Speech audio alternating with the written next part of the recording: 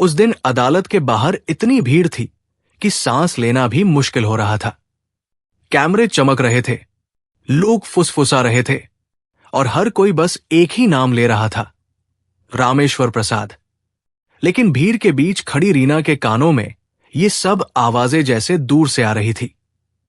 उसका दिल इतनी तेज धड़क रहा था जैसे अभी बाहर आ जाएगा, क्योंकि आज सिर्फ एक केस का फैसला नहीं होने वाला था। आज उसकी पूरी सोच, उसका घमंड, उसकी पहचान सब कटघरे में खड़े थे। उसने एक नजर अपने सामने खड़े बूढ़े आदमी पर डाली। वही झुका हुआ शरीर, वही सादी धोती, वही शांत चेहरा जिसे वो रोज गमवार कहकर अपमानित करती थी। लेकिन आज उसे वही इंसान सबसे बड़ा लग रहा था। और खुद वो बहुत छोटी। जैसे ही कोर्ट का दरवाजा खुला, सब अंदर जाने लगे। रीना के पैर जैसे जम गए। लेकिन रामेश्वर जी ने धीरे से कहा, चलो बेटी, बेटी। ये शब्द सुनते ही रीना का दिल अंदर से टूट गया, क्योंकि जिस इंसान को उसने कभी पिता का सम्मान नहीं दिया, वो आज भी उसे बेटी कह रहा था। अंदर कोर्ट में सन्नाटा था। जज अपनी कुर्सी पर बैठे और केस की कार्यवाही शुरू हुई। हर शब्द, हर बात रीना के दिल में हथौड़े की तरह लग रही थी।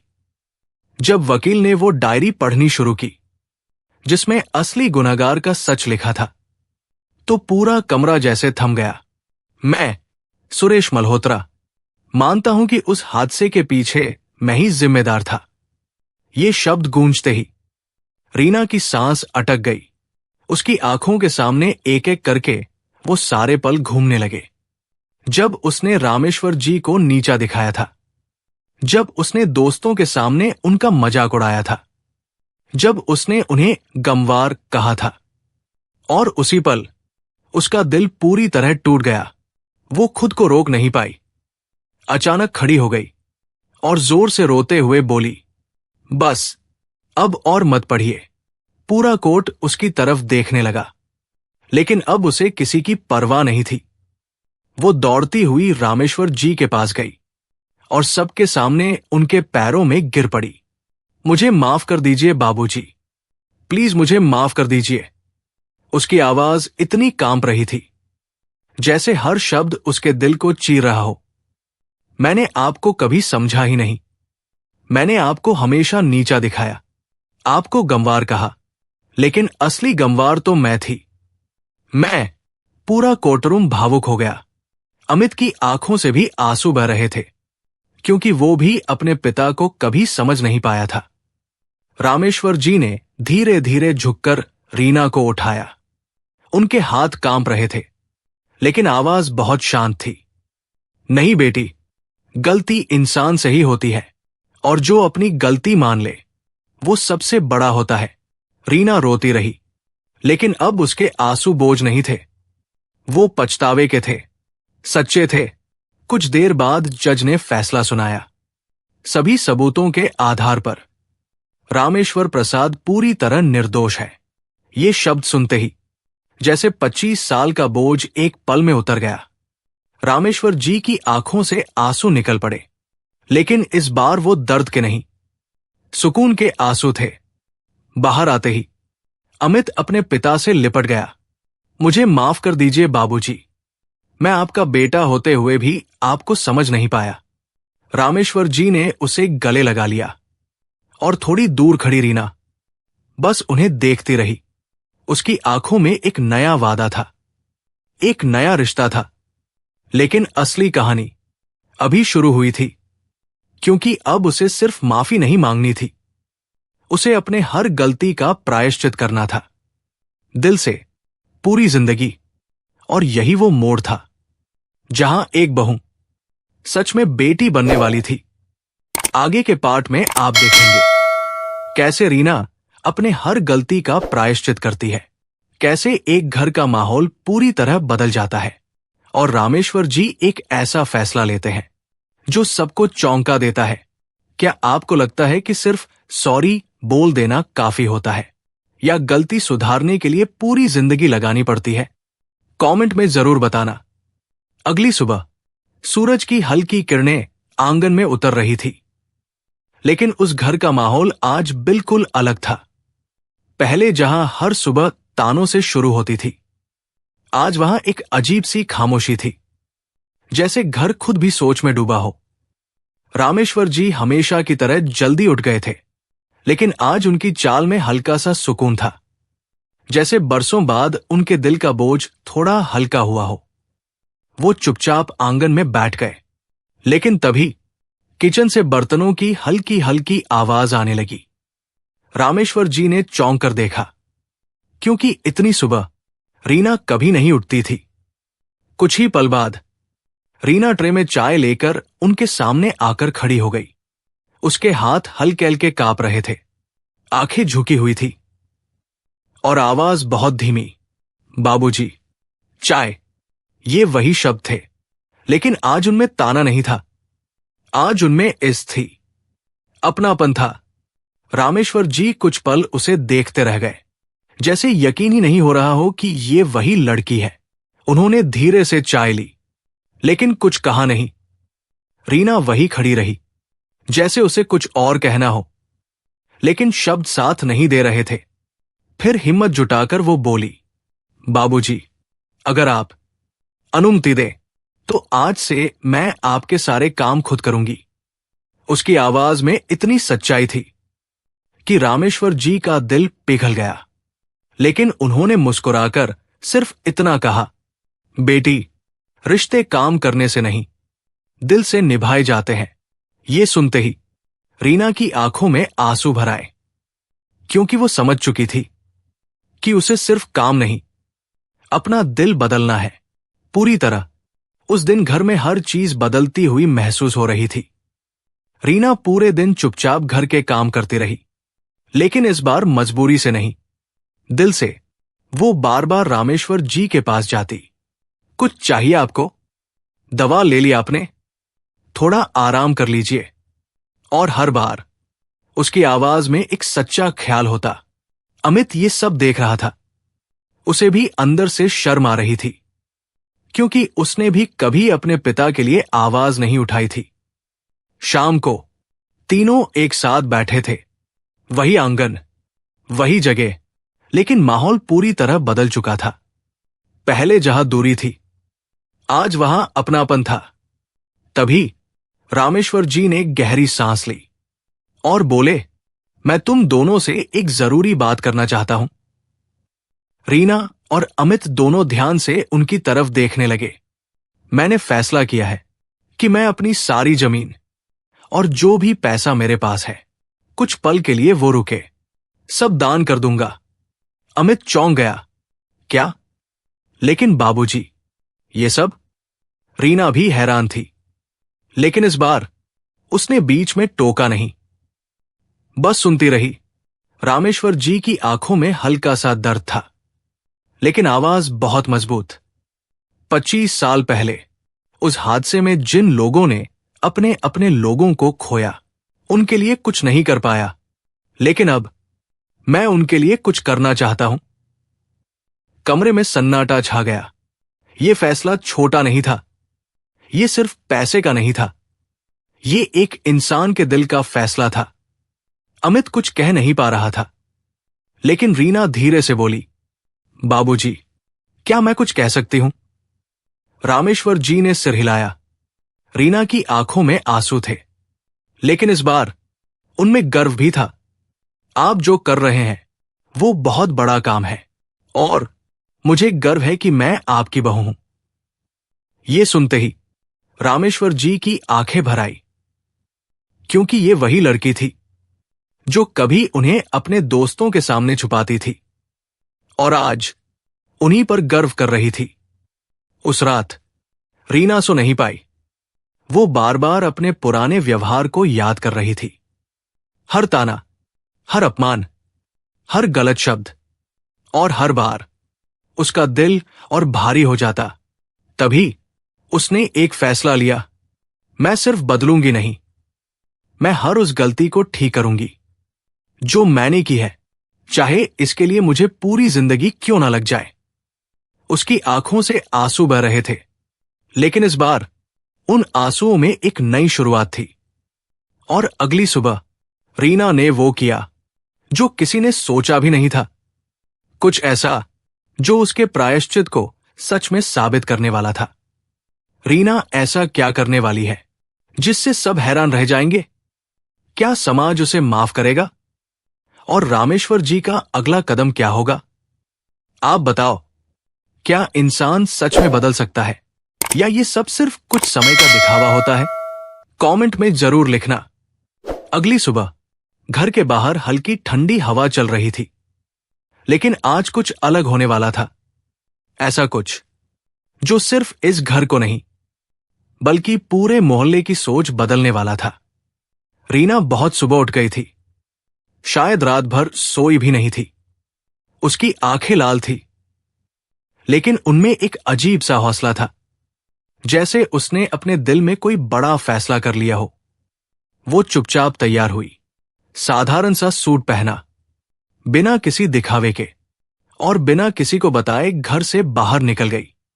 जब रामेश्वर जी उठे तो उन्हें लगा जैसे आज घर कुछ ज्यादा ही शांत है। उन्होंने इधर उधर देखा। रीना, कोई जवाब नहीं। अमित भी उठकर बाहर आया। मम्मी, अरे, रीना कहाँ गई? दोनों थोड़ा घबरा गए, क्योंकि रीना बिना बताए कभी घर से बाहर नहीं जाती थी। उधर रीना सीधा उस जगह जा रही थी जहां 25 साल पहले वो हादसा हुआ था। वही जगह जिसने एक निर्दोष इंसान की जिंदगी बदल दी। वही जगह जिसकी वजह से उसने अपने ही घर के सबसे बड़े इंसान को ठुकरा दिया। जैसे ही वो वहां पहुंची, उसके कदम खुद ब खुद रुक गए। वहां आज भी कुछ पुराने लोग बैठे थे, कुछ ऐसे परिवार जिनकी जिंदगी उस हादसे के बाद कभी पहले जैसी नहीं हुई। रीना का दिल जोर जोर से धड़कने लगा। उसने गहरी सांस ली और धीरे धीरे उनके पास जाकर खड़ी हो गई। सबकी नजरें उस पर टिक गई, क्योंकि वो वहां अजनबी थी। लेकिन उसके अगले कदम ने सबको हैरान कर दिया। रीना ने हाथ जोड़ लिए और अचानक सबके सामने घुटनों के बल बैठ गई। उसकी आंखों से आंसू बहने लगे, आवाज कांप रही थी। मुझे माफ कर दीजिए। वहां बैठे लोग चौंक गए। एक बुजुर्ग आदमी ने पूछा, तुम कौन हो बेटी? रीना रोते हुए बोली, मैं उस आदमी की बहू हूं जिसे आपने 25 साल से गुनहगार समझा, रामेश्वर प्रसाद। ये नाम सुनते ही वहां सन्नाटा छा गया। कुछ लोगों के चेहरे सख्त हो गए, कुछ के अंदर पुराना दर्द जाग गया। एक औरत गुस्से में बोली, क्यों आई हो यहां, और क्या बाकी रह गया है लेने को? रीना के आंसू रुक नहीं रहे थे। मैं कुछ लेने नहीं आई, मैं माफी मांगने आई हूं। अपने लिए नहीं, अपने बाबूजी के लिए, उसने कांपते हुए आगे कहा। वो निर्दोष थे, हैं? उन्होंने कभी किसी का बुरा नहीं किया, लेकिन मैंने उन्हें हर दिन अपमानित किया, उन्हें गंवार कहा, उनकी इज्जत नहीं की। उसकी आवाज टूटने लगी। और आज जब सच्चाई सामने आई तो मुझे समझ आया कि असली गलती मेरी थी। वहां खड़े लोग अब चुप थे।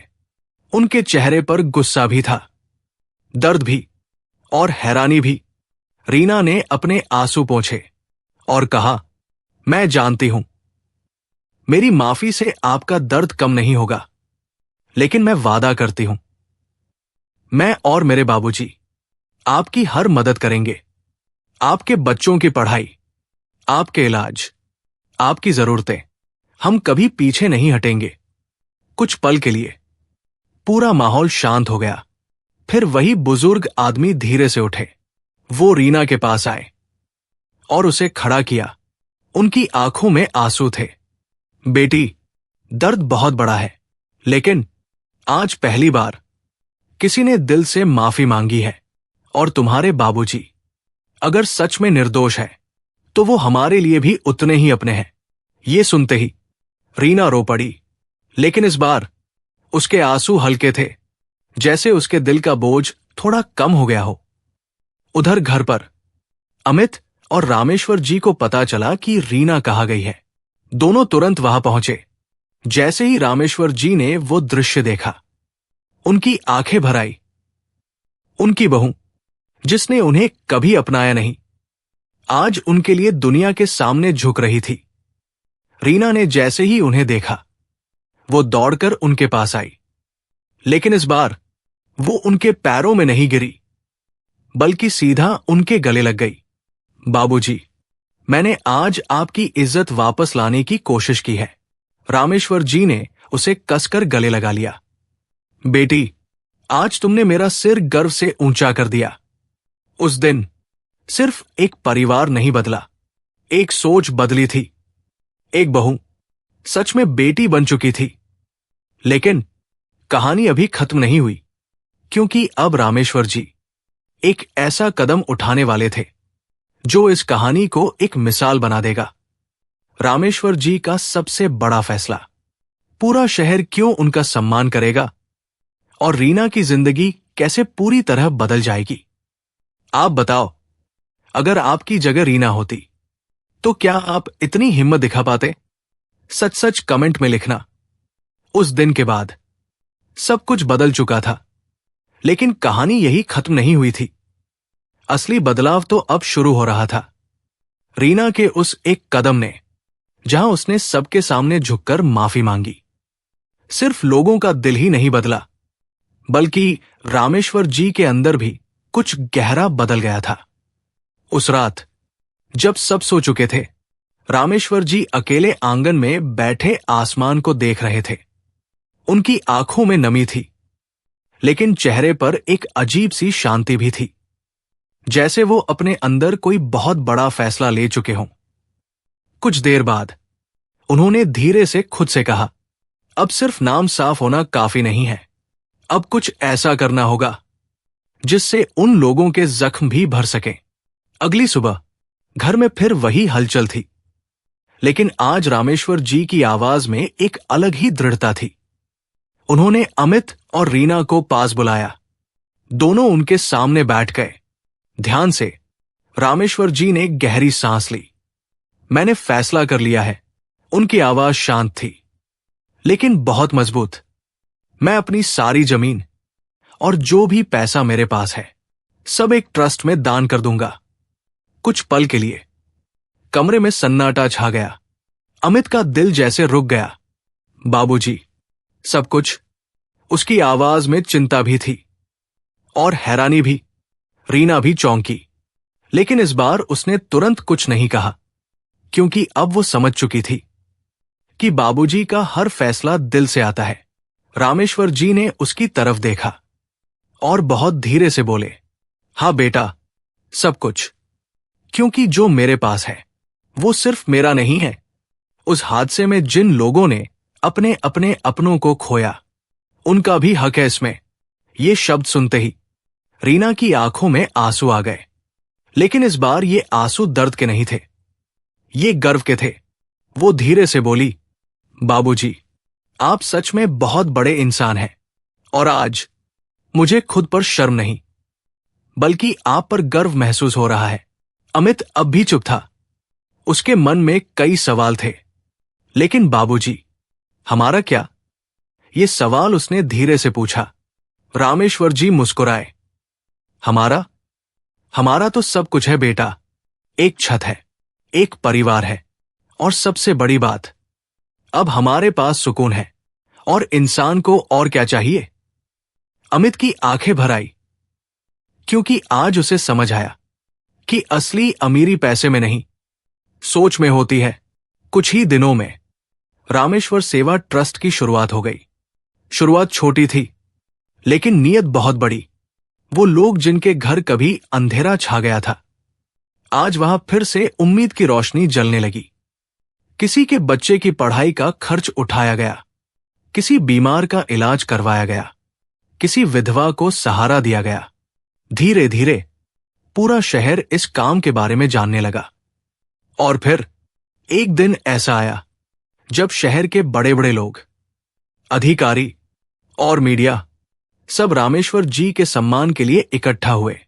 वही शहर जिसने कभी उन्हें दोषी कहा था, आज उसी शहर ने उन्हें मंच पर बुलाया। तालियों की गूंज इतनी तेज थी कि जैसे हर आवाज कह रही हो, हमें माफ कर दो। रामेश्वर जी मंच पर खड़े थे। उनकी आंखों में आंसू थे, लेकिन इस बार ये आंसू जीत के थे, सम्मान के थे।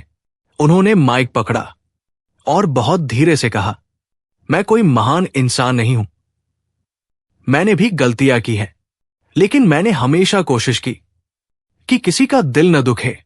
और अगर आज आप मुझे सम्मान दे रहे हैं, तो ये मेरे लिए नहीं, उन लोगों के लिए है जिनका दर्द मैं कभी समझ नहीं पाया।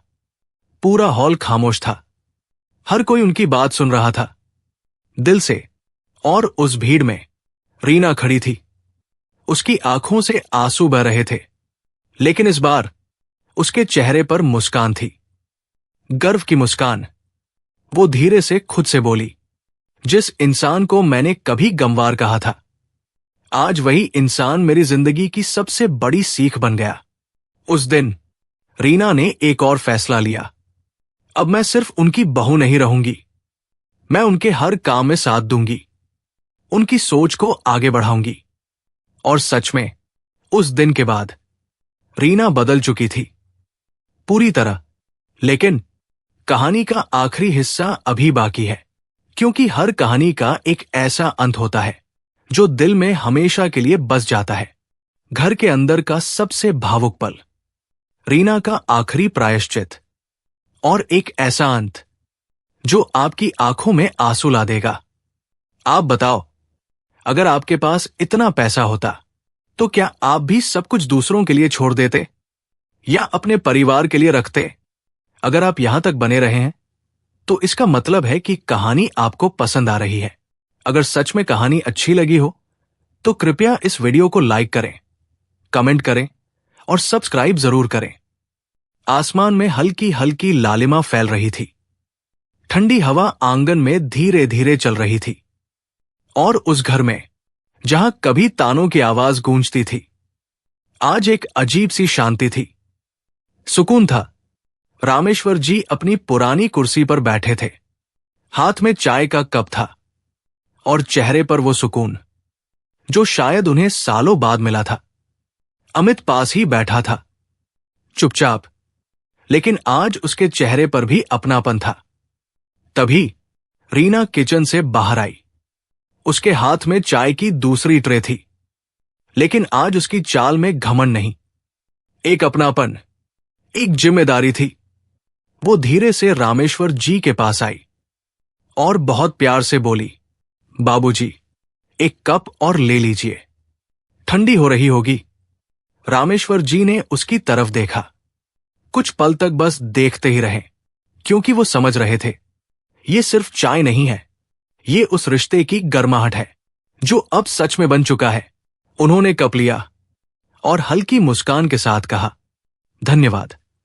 बेटी, बेटी, ये शब्द सुनते ही रीना की आंखों में आंसू आ गए, लेकिन इस बार उसने खुद को रोका नहीं। वो वही जमीन पर बैठ गई उनके पास और धीरे धीरे बोली, बाबूजी, आज मैं आपसे आखिरी बार माफी मांगना चाहती हूं। उसकी आवाज कांप रही थी, लेकिन हर शब्द दिल से निकल रहा था। मैं जानती हूं, मैंने जो किया उसे मैं कभी पूरी तरह ठीक नहीं कर सकती, लेकिन आज मैं आपको वादा करती हूं, अब आपकी जिंदगी में कभी कोई कमी नहीं आने दूंगी, आपको कभी अकेला महसूस नहीं होने दूंगी, और आपको हमेशा वही इज्जत दूंगी जिसके आप हकदार हैं। उसकी आंखों से आंसू गिरते जा रहे थे, लेकिन आज वो आंसू बोझ नहीं थे, वो उसके दिल की सच्चाई थे। रामेश्वर जी ने धीरे से अपना हाथ उसके सिर पर रखा। उनकी आंखें भी नम हो गई, लेकिन उनकी आवाज में वही सुकून था। बेटी, माफी वो मांगता है जिसने दिल से गलती महसूस की हो, और तुमने वो कर लिया है। अब मुझे किसी माफी की जरूरत नहीं, मुझे सिर्फ तुम्हारा साथ चाहिए। ये सुनते ही रीना खुद को रोक नहीं पाई। वो झुककर उनके घुटनों से लग गई और पहली बार उसने सच में अपने दिल से उन्हें अपना लिया। अमित ये सब देख रहा था। उसकी आंखें भी भर आई। वो धीरे से बोला, बाबूजी, आज हमारा घर सच में घर लग रहा है। कुछ देर तक तीनों वहीं बैठे रहे। कोई कुछ नहीं बोला, लेकिन उस खामोशी में भी इतना प्यार था, इतना अपनापन था कि शब्दों की जरूरत ही नहीं थी। समय धीरे धीरे बीतने लगा। रामेश्वर सेवा ट्रस्ट अब बहुत बड़ा हो चुका था। सैकड़ों लोगों की मदद हो रही थी। कई बच्चों की जिंदगी बदल चुकी थी। और इस पूरे काम में रीना सबसे आगे खड़ी थी।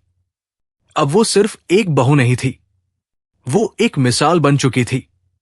एक दिन ट्रस्ट के एक कार्यक्रम में रीना मंच पर खड़ी थी और सामने सैकड़ों लोग बैठे थे। उसने माइक पकड़ा। उसकी आवाज में आत्मविश्वास था, लेकिन आंखों में नमी भी। मैं आज आप सबके सामने एक बात स्वीकार करना चाहती हूं। मैंने अपनी जिंदगी की सबसे बड़ी गलती की थी। मैंने उस इंसान को अपमानित किया जो सबसे ज्यादा सम्मान के लायक था। पूरा हॉल शांत हो गया। रीना ने आगे कहा, लेकिन उस इंसान ने मुझे सजा नहीं दी। उन्होंने मुझे माफ कर दिया और मुझे एक मौका दिया खुद को बदलने का। उसने मुस्कुराते हुए पीछे खड़े रामेश्वर जी की तरफ देखा। और आज अगर मैं कुछ हूं तो सिर्फ उनकी वजह से। पूरा हॉल तालियों से गूंज उठा।